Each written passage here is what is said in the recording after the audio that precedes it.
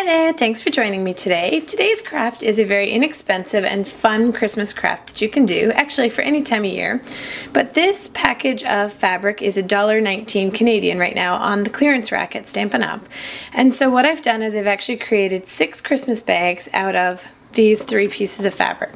So step number 1 was simply taking the fabric and opening it up and really, honest to goodness, just cutting it in half.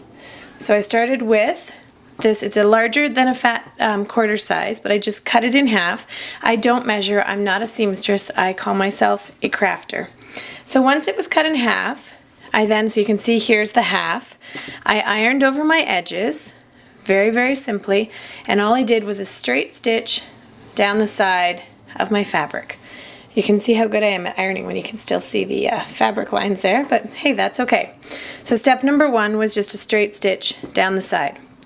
Step number 2, so I've got my straight stitch down the side, is to get this little pucker in the corners so you can make a 3-dimensional bag instead of just a flat pouch. So what you're going to do on your corner is you're going to come over here, you're going to take your fabric, find the corner point, and it's just going to want to naturally lay down in a triangular shape there. And then what you do is I just cut a triangle out of cardstock, and this was my guide, and I just attached it here. I just had a little bit of dado on the back, or a little bit of adhesive, doesn't even matter. Stuck it down and straight stitched across, and you can see that's how I got my little flap. So step 1, straight stitch down the side. Step 2, making the base of your bag.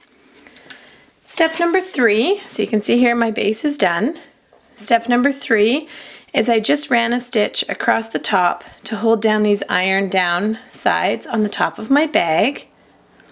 And then step number 4, so simple, is just to right side out your bag.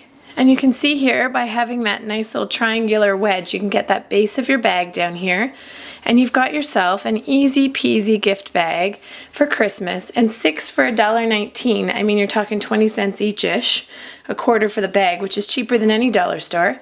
And then you can just cinch it with fabric or a safety pin or a clothespin. Lots of ways to close up your bag once your treats are inside.